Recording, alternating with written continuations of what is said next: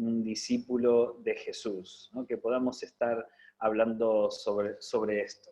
Y sé que nos encantaría abrir el micrófono y poder entre todos opinar, pero vamos a tener muy poco tiempo y no quiero que tomemos mucho tiempo porque sé que para algunos es tarde ya, ¿no? Pero vamos a ver esto del verdadero discípulo, ¿no? Y sobre todo algunas ideas que creo que tienen que ser novedosas acerca de la importancia del discipulado, ¿no? Lo primero que quería compartir con ustedes es que yo sostengo que a diferencia de lo que la Iglesia ha enseñado durante siglos o décadas, ¿no? Es que el discipulado se logra a través del conocimiento de ciertas enseñanzas o tradiciones. De hecho, me acuerdo haber hecho cursos de discipulado, en donde el curso de discipulado es como el ABC de la Biblia, donde aprendes quién es Dios, qué características tiene, cuál es su naturaleza, qué es la gracia, qué es el pecado, cómo es el plan de salvación. Y pensamos que el curso de discipulado es la adquisición de enseñanzas acerca de la Biblia, importantísimo, por supuesto. Yo creo que el discipulado no es eso, ¿no? Es decir, para mí, si tomamos como esencia lo que era la palabra discipulado en la época de Jesús, saben que ya existía el discípulo como concepto en la época de Jesús. De hecho, es un concepto que los griegos habían utilizado mucho, en donde ciertas personas eran elegidas por el hombre sabio para que sean sus discípulos. Y había una gran diferenciación entre el aprendiz, el alumno y el discípulo. Eran dos cosas totalmente diferentes. El alumno, ¿no?, es el que repetía las enseñanzas. El discípulo es el que convivía con el maestro. El alumno es el que tenía la posibilidad de acercarse a las enseñanzas de su maestro. En cambio, el discípulo era alguien que vivía pegado al maestro. Por eso yo sostengo que cuando Jesús utiliza el concepto de discípulo y para el colmo lo pone como una regla fundamental del funcionamiento y el propósito de la iglesia, que es ir y hacer discípulos, se estaba refiriendo a este concepto. Es decir, no se estaba refiriendo a gente que repita enseñanzas como si fuésemos un loro, sino a aquel que adquiera el corazón del maestro. Es decir, para mí el discipulado no es aquel que repite las enseñanzas de su maestro, sino aquel que tiene su corazón, ¿no? Es decir, ser un discípulo de Jesús no tiene solamente que ver con repetir las enseñanzas y tener este gran conocimiento bíblico, sino con parecernos a Él. Por supuesto que cuando vos adquirís el corazón del maestro, te interesan entonces sus enseñanzas. Pero nosotros, como hemos escindido estas dos cosas, pensamos que el discipulado tiene que ver con la adquisición de información. No nos dimos cuenta que tenemos grandes eruditos de la Biblia con comportamientos que contradicen justamente el corazón del maestro, ¿no? Entonces, cuando Jesús pensó en ir y hacer discípulos, no se estaba refiriendo a ir y a ser cristianos, ¿no? Ir y a ser evangélicos, ir y a ser bautistas, ir y a ser pentecostales, ir y a ser luteranos. Se estaba refiriendo a ir y hagan personas que se comporten como yo, que piensen como yo, que hablen como yo, es decir, que sean mis manos, mis palabras, mis caricias, mis abrazos en el mundo, ¿no? Es decir, era una misión muy, muy importante y mucho más importante que lo que nosotros sostenemos hoy. Para mí, entonces, pensando en este perfil del discipulado, creo que no existe curso que pueda realmente formar discípulos.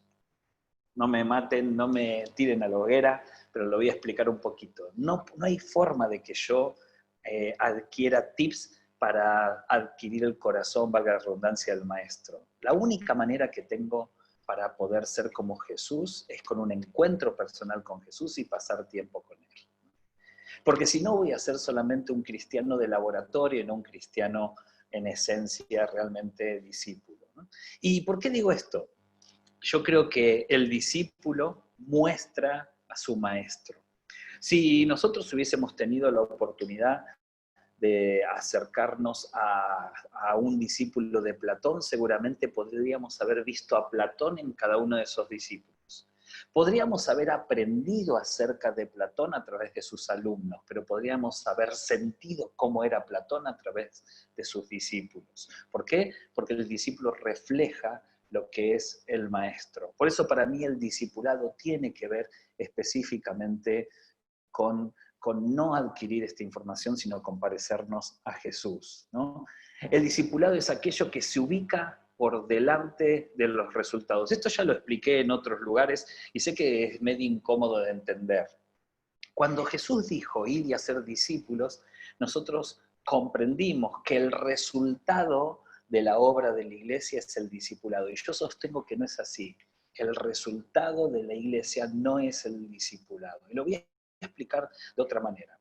Si nosotros pensamos que el resultado de la iglesia es el discipulado, vamos a creer que toda iglesia discipula. ¿Por qué? Porque toda iglesia posee resultados. Y yo sostengo que no es así. Lo voy a explicar mejor. Vamos a imaginarnos que hay 3 dimensiones en la vida de una iglesia. La primera son las acciones que la iglesia hace. La segunda son los resultados, es decir, cada acción tiene un resultado. Pero hay todavía algo más que para mí tiene que ver con el efecto final del resultado, y es lo que yo entiendo, la iglesia no está mirando esto. No, vamos a imaginarnos que la iglesia hace cosas y por hacer cosas tiene resultados. Y nosotros pensamos que ahí termina, ¿no? Y no nos damos cuenta que ese resultado tiene un efecto final. Voy a tirarles, por ejemplo, un ejemplo, ¿no? Nosotros sostenemos el respeto y la defensa de la vida, sobre todo del más indefenso. Por consiguiente, el cristianismo no acepta el aborto.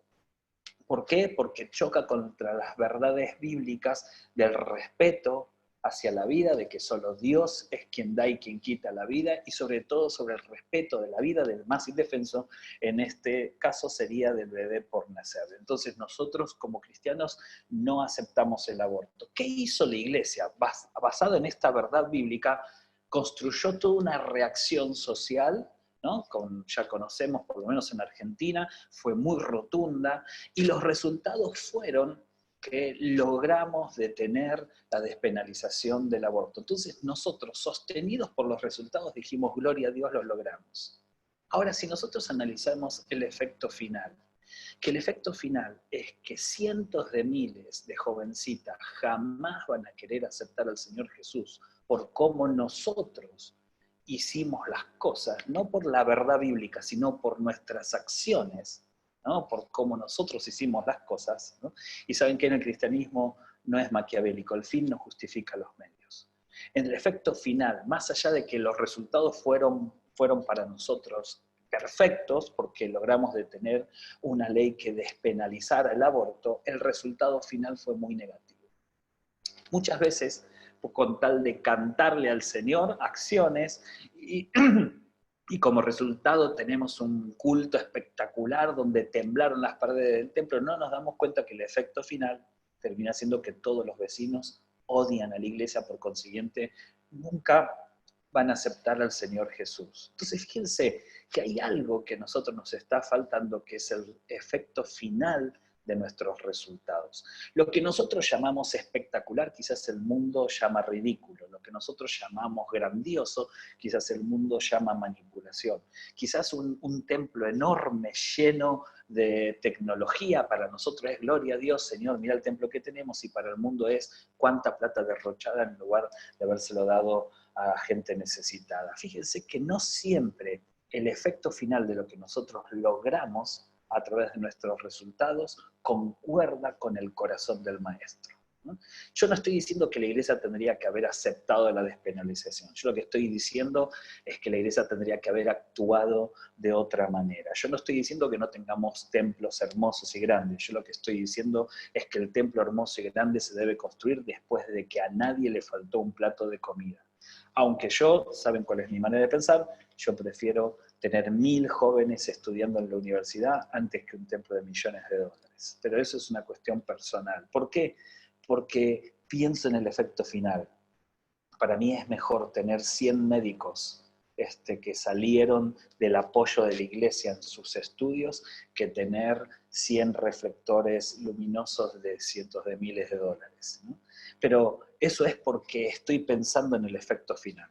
Lo voy a enseñar un poquito mejor. Miren, ¿qué serían las acciones? Lo que yo creo que serían las acciones. Yo creo que las acciones de la iglesia es el llamado, el compromiso con la iglesia, los ministerios, la organización de los ministerios, el trabajo que nosotros hacemos, comedores, geriátricos, colegios, etcétera, etcétera, el culto que nosotros hacemos, todas estas son acciones que la iglesia hace.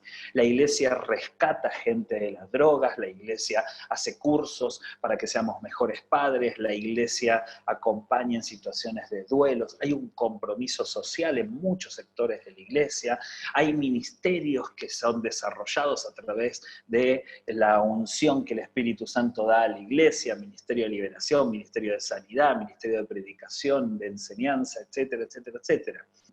Nosotros hacemos muchas cosas dentro de la iglesia, ¿no? Trabajamos con los niños, trabajamos con los preadolescentes, adolescentes, jóvenes, matrimonios, jóvenes adultos, ancianos, hacemos un montón de cosas y estas son nuestras acciones. Y hasta rendimos culto a Dios en algunos lugares de manera espectacular. Nosotros, todas estas acciones es la vida de la iglesia. Y estas acciones tienen resultados. ¿Cuáles son los resultados? El crecimiento, los milagros, la educación cristiana, la ayuda social.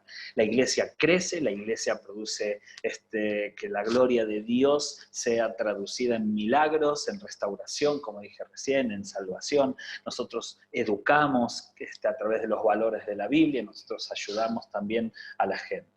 Ahora, si yo me quedo con una iglesia que tiene todas las acciones y todos los resultados, y en eso yo descanso y digo, el discipulado es la conjugación de las acciones y los resultados, me estoy equivocando. ¿Saben por qué? Porque ni nuestras acciones ni los resultados responden realmente a la esencia del Evangelio.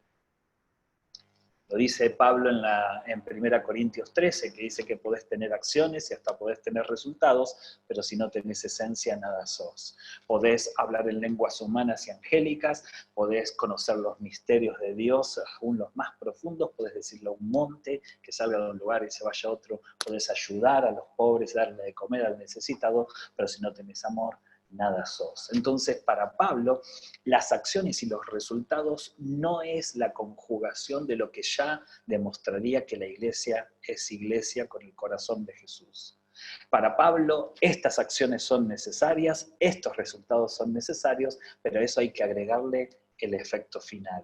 Sin efecto final, para Pablo no sería nada, absolutamente nada, ni los resultados ni las acciones. Por ejemplo, ¿no? Si nosotros tomamos en cuanto a acciones y resultados, y alguien me puede decir, no, con solo ver el crecimiento de la iglesia, con eso alcanza, déjenme decirles que la iglesia entonces más bíblica y más cristocéntrica y de mayor crecimiento en el continente latinoamericano es la Iglesia Universal del Reino de Dios. Si ustedes me dicen, no, Adrián, vos fíjate cómo Dios bendice en lo material, entonces los templos realmente espectaculares son los templos que realmente muestran la gloria de Dios y ahí se ve el crecimiento de la iglesia. Mirá esta iglesia, qué enorme que es. Si esto fuese así, déjenme decirles que nadie va a tener un templo más grande, más lujoso y más rico que el mismísimo Vaticano. Entonces, para mí, aún pudiéndolo tener todo, podemos no ser nada. ¿Y esto por qué? Porque a Jesús dijo, quiero las acciones, vayan y hagan. Y quiero resultados, ¿no? Muestren el resultado de sus acciones. Pero dijo, de nada esto serviría, en mi nombre podés haber hecho un montón de cosas, pero yo vos no te conozco porque nada sos. Saben que el nada sos es la inconsistencia, es el concepto de inconsistencia. ¿Qué significa? El nada sos es el no existís, ¿no? Por eso Jesús dice, yo a ustedes no los conozco. ¿Por qué? Porque para todo cristiano deberíamos enterarnos de que no importa si la mega iglesia del momento o si la iglesia a la vuelta de tu casa se llama iglesia si no hay un efecto final. Puede tenerlo todo y no ser nada, ¿no? Y a mí me parece genial que Jesús haya hecho esto, porque si realmente la iglesia que más crece es la demostración genuina de que el Evangelio está en ese lugar y son realmente cristianos, con muy poquito Satanás hubiese podido disfrazar lobos en ovejas. ¿Saben qué? El efecto final es aquello que no se puede imitar, que solamente una iglesia genuina puede cumplirlo. ¿Qué es el efecto final? El discipulado. Eso que la iglesia debería hacer como efecto final es el discipulado. ¿Para qué trabajás en un ministerio? ¿Para qué rendís culto a Dios? ¿Para qué enseñás? ¿Para qué el crecimiento, los milagros? ¿Para qué la enseñanza bíblica, la ayuda al prójimo? Para que todo eso redunde en que la gente pueda ver a Jesús en cada una de estas acciones y resultados. Si no ve a Jesús y ve al pastor, si no ve a Jesús y ve a la institución, si no ve a Jesús y ve lo duro que somos, los cuadrados que somos, lo legalista que somos o los religiosos que somos, si en lugar de ver a Jesús nos ve a nosotros, entonces no somos nada y el Señor no nos conoce.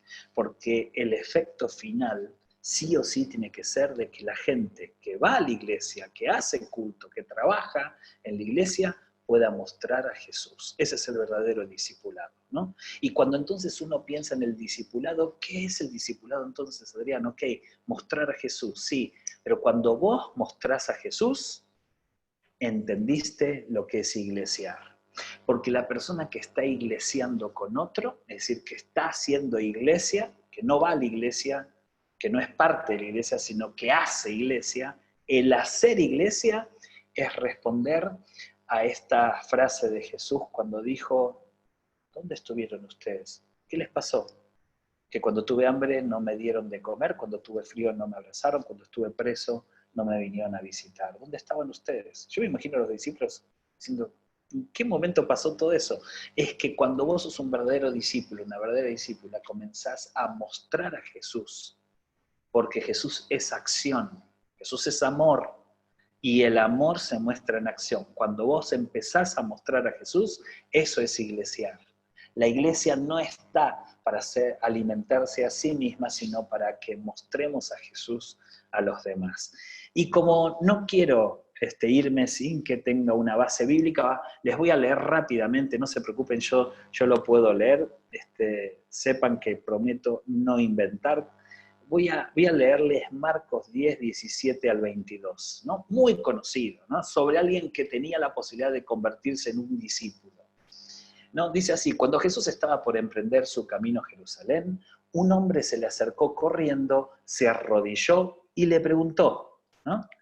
Fíjense qué importante que es esto. Un verdadero discípulo a quien vos tenés el privilegio de ser invitado para ser discípulo de Jesús, no de ser alumno de Jesús, de ser discípulo de Jesús, no parte siempre de un acto de reconocimiento y de adoración al Señor. Qué bueno que este joven se acerca a Jesús, corriendo desesperado, se arrodilla delante de Jesús, ¿no? Y para colmo era intachable, ¿no?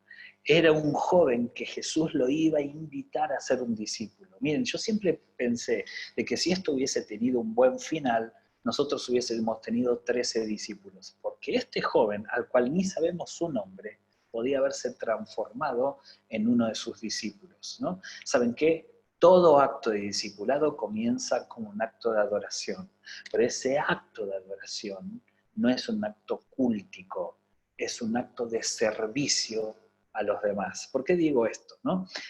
Este joven sale corriendo, se arrodilla delante de Jesús y con una pompa le dice, Maestro bueno, ¿qué debo hacer para heredar la vida eterna?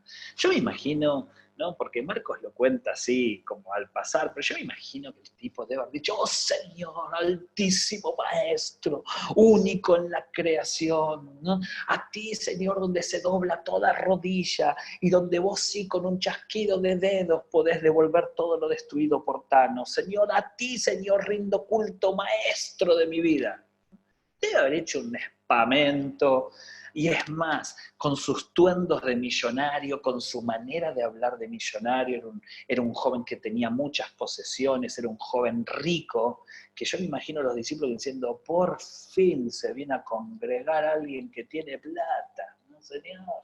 Qué bueno, gloria a Dios. Y encima mirá qué espiritual que parece. Tan difícil encontrar gente con tanta plata y espiritual. Gloria a Dios, Señor. Este sí que está bueno, ¿no? Y yo me imagino a Mateo diciendo, por fin alguien que voy a poder hablar, nosotros que somos tan cool. Me imagino a Judas diciendo, bueno, buenísimo, viene uno nuevo, ¿no? Y me imagino a los pescadores diciendo, no sé, habló como que no lo entiendo, ¿no? Es decir, era alguien que iba a ser escogido por el maestro, ¿no? Y me gusta esto, ¿no?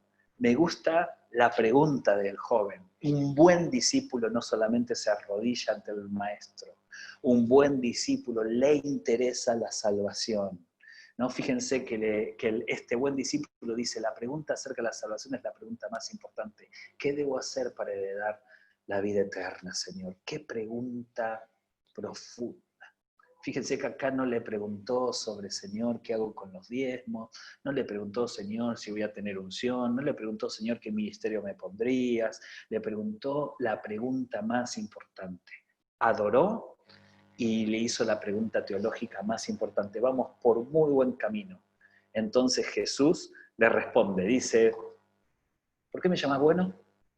Preguntó Jesús. Solo Dios es verdaderamente bueno. Yo me imagino a los demás como diciendo, Señor, qué carácter, ¿qué pasó? ¿No? Acá en la Argentina decimos, le cortó el rostro. ¿Qué significa le cortó el rostro? Es como que lo paró en seco, decimos también, ¿no? Como que lo bajó de un ondazo. Son todos dichos argentinos que se me vienen, ¿no? Es como que lo sinceró de golpe. Jesús entiende que acá hay algo que no funciona, ¿no? Y miren, yo sostengo que Jesús en ese momento demuestra cierta incomodidad, porque este joven que viene con toda la declaración, el culto de alabanza, quiebra el frasco con perfume, ¿no? Le rinde culto al Dios vivo, canta 20.000 veces la misma canción, entra en un éxtasis y así Jesús lo para y le dice, ¿por qué me llamás bueno? Solo Dios es verdaderamente bueno. Pareciera que Jesús tuviera cierta incomodidad con un tipo de reconocimiento. Pareciera que a Jesús no le interesa cierto tipo de reconocimiento. Y uno puede decir, Adrián, el reconocimiento siempre es bueno. Que toda persona reconozca que Jesús es el Señor es bueno, ¿no? No si no te vas a transformar en un verdadero discípulo, ¿no? Miren lo que sucede después, ¿no?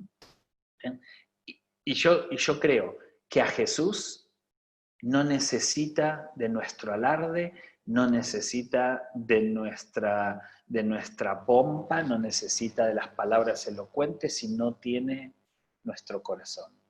Si no nos vamos a transformar en verdaderamente sus discípulos. Jesús no necesita tus palabras si no tiene tu corazón. No necesita tu tiempo, no necesita tu dinero si realmente no vas a ser un discípulo o una discípula de Jesús, ¿no? Y en esto, ¿no? Dice así, pero para contestar a tu pregunta, le dice Jesús, solamente Dios es bueno, pero para contestar a tu pregunta, tú conoces los mandamientos. No cometas asesinato, no cometas adulterio, no robes, no des falso testimonio, no estafes a nadie, honra a tu padre y a tu madre. Así que me imagino cómo el joven iba diciendo, la tengo, la tengo, la tengo, la tengo.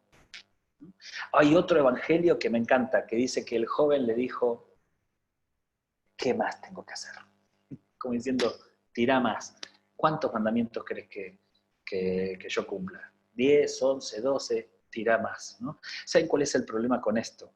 Es el encontronazo que hay entre la información y el conocimiento. Información y conocimiento son dos cosas totalmente diferentes. La información es la adquisición justamente de conceptos novedosos en nuestro saber. El conocimiento es, al haber incorporado la información, ponerla en práctica. Por eso el Señor habla más de conocimiento que de información. Información puede tener cualquiera, de hecho puede agarrar la Biblia y leerla de punta a punta. De hecho no debe tener más conocimiento acerca de la Biblia o información acerca de la Biblia que el mismísimo Satanás. Ahora, cuando vos tenés conocimiento de la Biblia es la puesta en práctica de la información. Este joven tenía toda la información precisa para cumplir las cosas. De hecho, mismo Jesús le dice, si ya sabes, ¿para qué haces semejante actuación? si la pregunta venía acompañada de respuesta? ¿Para qué me preguntas qué es lo que tenés que hacer para heredar la vida eterna si supuestamente todo lo estás haciendo y lo estás haciendo bien? Yo me imagino en ese momento como los discípulos diciendo, por fin, ahora sí, Señor, bautizalo y plin, ¿no? Vamos adelante, ¿no? Y sin embargo, miren, acá esta es la parte que me gusta del joven cuando dice, maestro, respondió el hombre, he obedecido todos esos mandamientos de que era joven. Acá es donde hay otros evangelios que dicen, ¿qué más debo hacer? ¿No? ¿Saben qué? La gracia es gracia porque no depende de nosotros. No hay nada más que podamos hacer para que nosotros podamos ser salvos. E increíblemente este joven estaba tan parado en la ley que había cumplido todo y todavía quería cumplir más cosas. ¿Saben qué? Quizás la gracia es justamente eso misterioso que todavía no hemos podido entender correctamente, en donde el Señor va a derramar gracia aún sobre los que nosotros pensamos que no lo merecen. Pero así es la gracia porque no depende de nosotros, ¿no? Jesús miró al joven y sintió profundo amor por él, ¿no? Qué increíble que la mirada de Jesús es una mirada diferente, una mirada inclusiva, como hablábamos en el primer encuentro de Más Cerca, o una mirada basada en el perdón, como hablamos el jueves pasado, es una mirada de amor, ¿no? Y entonces le dice Jesús con mucho amor, le dice, hay una cosa que todavía no has hecho, ¿saben qué? Él tenía todo, las acciones correctas, resultados correctos, le faltaba el discipulado. Hay una cosa que todavía no has hecho. Le dijo, anda y vende todas tus posesiones y entrega el dinero a los pobres y tendrás tesoro en el cielo.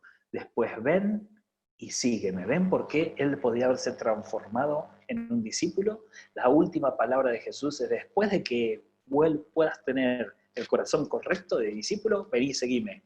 Cuando Jesús decía, vení, seguime, es porque tenía un propósito seguramente con él. ¿Saben qué? El discipulado es para todos. El discipulado es para vos, es para mí, para que podamos dejar y seguir, ¿no? Y también creo que el discipulado es servicio. No hay discipulado sin la entrega a el otro, porque creo específicamente que no existe cristianismo sin el otro. En este caso Jesús habla de los pobres, pero fíjense que acá Jesús no estaba haciendo un tratado social, ni Jesús estaba de ninguna manera estaba haciendo un análisis del capitalismo, una lectura de una teología donde el rico tiene que dejar de ser rico y el pobre tiene que recibir. Jesús no estaba haciendo esto. Jesús, esta misma frase se lo podía haber dicho a un rico o a un pobre. Porque Jesús lo que estaba diciendo que el verdadero discípulo es el que se acerca al corazón del maestro, ¿no? Dice, al oír esto el hombre puso cara larga y se fue triste porque tenía muchas posesiones. ¿Saben qué? Sí o sí, nosotros somos discípulos de lo que tenemos en nuestro centro. Nos gusta o no nos guste, siendo pobre, siendo rico. Gloria a Dios si tenés plata, gloria a Dios si no la tenés. De última, la Biblia lo que enseña es el que más tiene, ayuda al que menos tiene. Y ojo, hay gente que tiene más y me ayuda a mí. Hay gente que tiene menos y yo lo ayudo. De esa gente que tiene menos, hay gente que todavía tiene menos y lo ayuda. Y esa gente, hay gente que todavía no tiene nada y lo sigue ayudando. Y así armamos la iglesia, donde el verdadero discipulado es el que tiene el corazón del maestro y se pone al servicio del que menos tiene. Quizás vos decís, yo no tengo nada. Hay otro que no tiene todavía mucho menos que vos. Y vos podés volverte una bendición o hacer el milagro para otra persona. ¿Saben por qué? Porque todos somos discípulos de algo. Todos tenemos el corazón de algo. Todos en nuestro centro seguramente hay algo. Para algunos puede ser el reconocimiento, para otros puede ser la iglesia que esté en el centro. Para otros puede ser tu sabiduría que esté en el centro, tu belleza que esté en el centro, tus sueños que estén en el centro, y pasás a ser discípulo. Se te pega justamente lo que está en el centro y eso forma tus intereses, forma tu corazón, ¿no? Es decir, lo que Jesús le estaba diciendo es, olvídate la plata, no importa la plata, ¿no?